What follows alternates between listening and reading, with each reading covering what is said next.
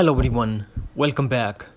Your account has been disabled in the App Store and iTunes error on iPhone. Today in this video I'm going to show you how to fix this issue. So without wasting any time, let's get started.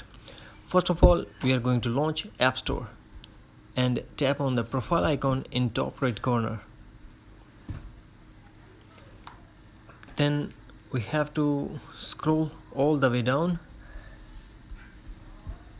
and tap sign out and tap done.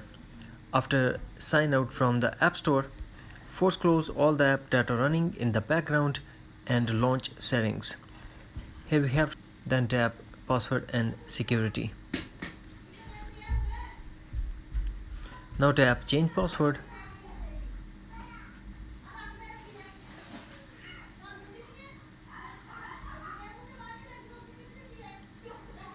Now put iPhone passcode.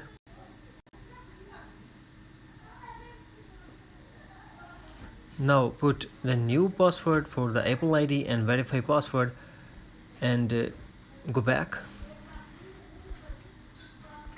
Launch the App Store.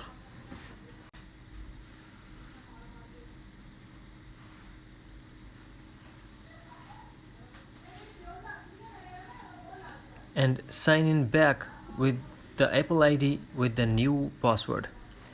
After that, hopefully you will get rid of this issue.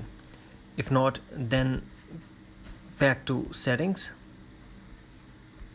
journal, and tap software update and update your iPhone to a latest iOS version. And also tap on transfer reset iPhone, tap reset and tap reset all settings. This process will delete all your customized setting to default setting, but no data or media will be deleted. Here we have to put iPhone passcode and tap again reset all settings to confirm. That's it. Hopefully friends, you found this video helpful. Thanks for watching. Take care. Bye bye.